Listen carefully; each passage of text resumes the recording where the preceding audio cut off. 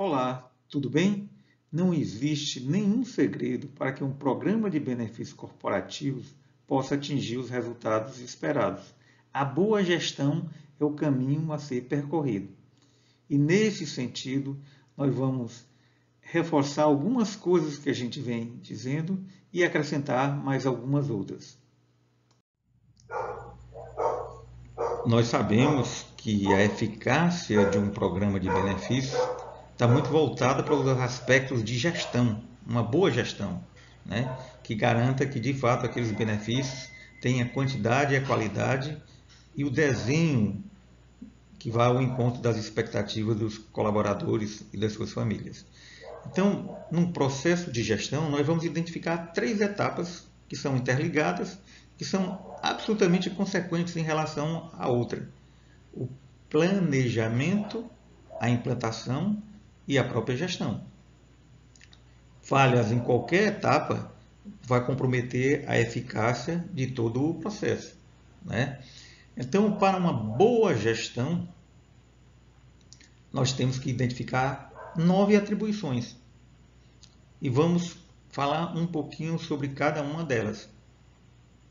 A primeira, o ponto de partida, a gênese, o berço, está na própria identificação do perfil dos colaboradores e das suas demandas. E quando a gente fala em perfil, é aquele conjunto de informações quantitativas e qualitativas que delineia quem é o colaborador da organização.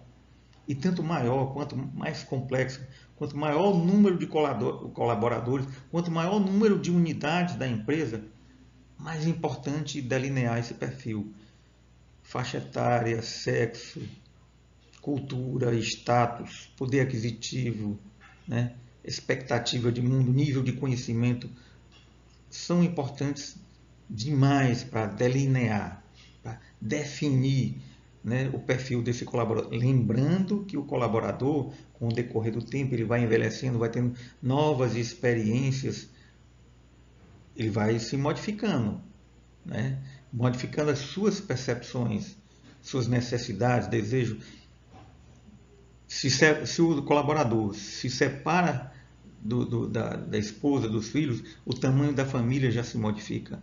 Então, essas informações devem estar continuamente sendo atualizadas.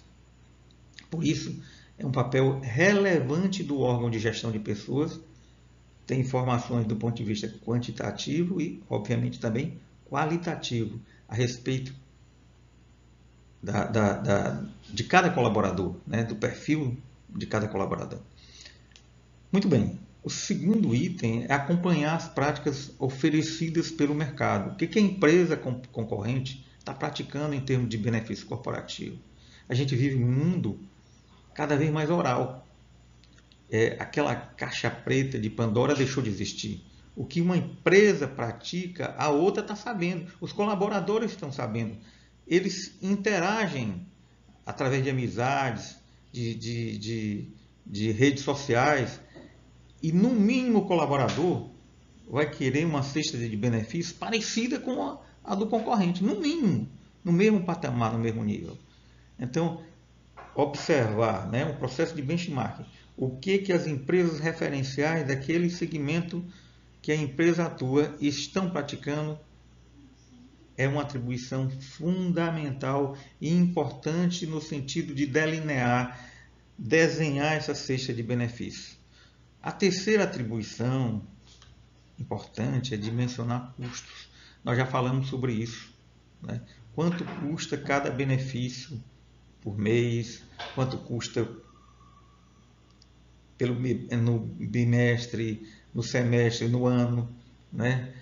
Para que a empresa efetivamente possa, que é o item seguinte, negociar com o setor financeiro, negociar com o próprio colaborador, ter uma percepção de análise custo-benefício. Quanto custa aquele benefício e quanto aquele benefício pode, de alguma forma, atrair o colaborador, né?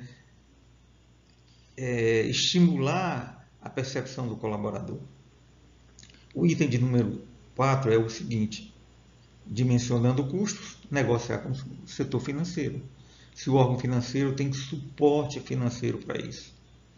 para custear aquela cesta de benefícios. Lembrando, nós já falamos em aula anterior, que tem que haver uma reserva financeira. Porque um determinado benefício que hoje é bom, é ótimo, é satisfatório, amanhã pode não ser. O colaborador pode querer outros benefícios. Pode haver mudanças nas empresas parceiras que executam esses benefícios. O colaborador entende que um determinado parceiro não tem a qualidade e a empresa tem que renegociar um contrato com outro parceiro que cobra mais. Então tem que haver realmente uma margem de reserva, né, para incrementações de um programa de benefício. Negociar não só com o financeiro, também com o jurídico. E eu vou dar um exemplo que eu, inclusive, já percebi, já averiguei em muitas situações. A empresa quer conceder um benefício corporativo, né, e o faz de forma financeira, uma gratificação financeira, que em tese seria em função do desempenho do colaborador. Ele faz jus na medida em que ele tem um desempenho. E esse desempenho, como ele não é homogêneo, ele vai se modificando, a gratificação deveria variar. Mas digamos que a empresa não se atenha a isso, ela oferece de forma linear. Todas as pessoas recebem a mesma gratificação financeira, que seria um benefício corporativo, ao longo de todo o ano. O que pode acarretar?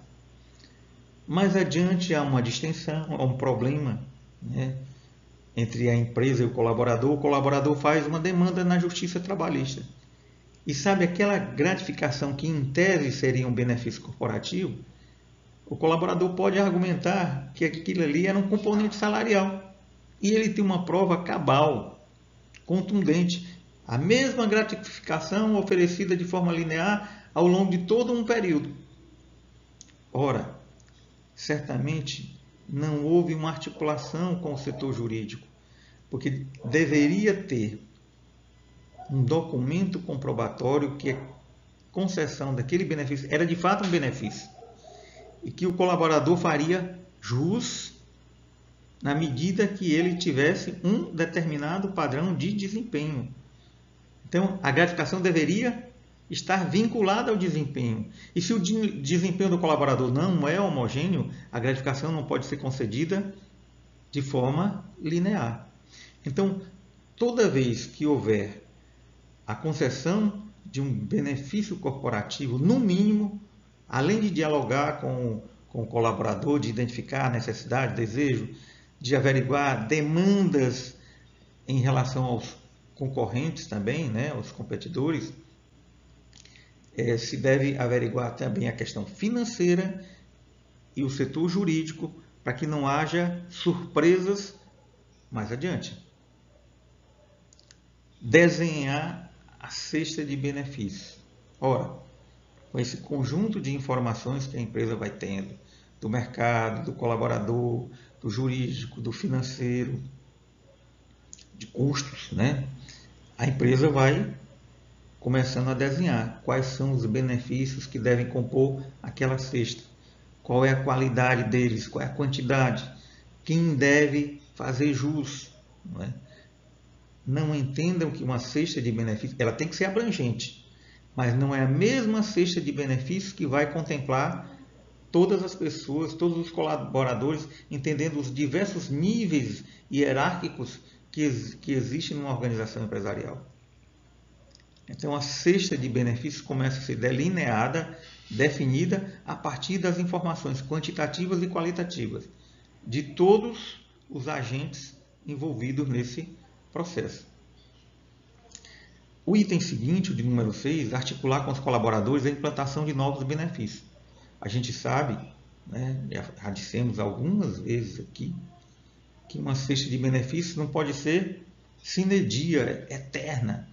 Ela tem que estar sendo atualizada em função das variáveis intervenientes no processo, que pode ser variáveis do próprio colaborador, ele muda de gosto, de preferência, muda de idade, de percepção, porque o mercado oferece uma cesta de benefício diferenciada e a empresa tem que ser competitiva, acompanhar também, porque a legislação se modifica. Então, sempre que houver necessidade, se articular com os colaboradores, negociar, né, mudanças, né, nessa cesta de benefícios, incrementando, modificando, substituindo um benefício por outro. Então, sempre é importante, sempre que houver necessidade de mudança, que haja uma articulação com os colaboradores. O item de número 7, né, a atribuição de número 7, negociar contrato com parceiros prestadores de serviço. Veja bem, a cesta de benefícios pode estar bem delineada. Os benefícios serem aqueles que os colaboradores querem. A empresa ter o suporte financeiro. O setor jurídico se pronunciar que aquele benefício não vai gerar uma demanda judicial trabalhista. Mas, de repente, quem vai prestar o serviço não tem a qualidade legal. E aquele benefício que, em tese, aproximaria o colaborador da empresa, termina gerando um processo de distensão. A gente, uma vez eu levei um grupo de alunos para uma determinada empresa e a gestora lá do RH, falando sobre pesquisa de clima, ela falou com muita propriedade sobre uma situação específica. A empresa tinha feito um contrato com um plano odontológico e, com o decorrer do tempo, numa pesquisa de clima, descobriu que os colaboradores estavam insatisfeitos com a empresa porque, ao recorrer ao plano odontológico, não tinha a qualidade que eles tinham como expectativa. E o pior, vai contaminando todos os demais benefícios. Porque imaginem vocês, acontecem 10 coisas positivas no dia para vocês e uma ruim. Quando vocês vão dormir, vocês vão pensar, qual é aquela que vai estar na cabeça de vocês? É a ruim, não é? Então, nessa pesquisa de clima, a empresa tinha uma cesta de benefícios recheada, mas os colaboradores só se referiam àquele plano odontológico que não tinha a qualidade necessária. Então, contrato com o parceiro, o prestador de serviço, deve-se levar em conta o preço que ele pratica, a qualidade, né, o desempenho, a preocupação, porque quando o prestador de serviço vai prestar um serviço para o colaborador da empresa, ele está representando a empresa, porque ele é contratado daquela empresa. O item seguinte é administrar o orçamento na área. Toda empresa organizada, quando ela delineia os custos, né, ela define o orçamento anual, ela define também o orçamento voltado para a execução e gestão da cesta de benefícios, do programa de benefícios. E, normalmente, o órgão responsável por gerir, por administrar, é aquele órgão que vai, de fato, implantar, fazer as modificações, acompanhar. É o órgão de gestão de benefícios. Então, é uma das atribuições importantíssimas. E, para finalizar, com o último item de atribuição, monitorar o impacto dos benefícios nos colaboradores. Às vezes, quando a empresa não faz isso, ela transforma um benefício apenas num desembolso. Então, é preciso monitorar o impacto do ponto de vista da satisfação. E esse monitoramento tem que ser contínuo. É um processo realmente de continuidade, porque hoje o colaborador está satisfeito com o benefício e amanhã ele pode não ter, pode não estar. Né? Então, é um processo contínuo de ouvir, através até diálogos informais com representantes, né, pessoas que sejam representativas, né, mais antigas na empresa, que sejam um símbolo da empresa, ou também de ferramentas de gestão, como pesquisas de clima. E realmente, na aula de hoje, nós falamos sobre a importância de se ter um planejamento e uma gestão adequada, envolvendo essas 9 atribuições, que, se forem bem feitas, bem articuladas, é um passo fundamental para uma boa gestão de um programa de benefícios.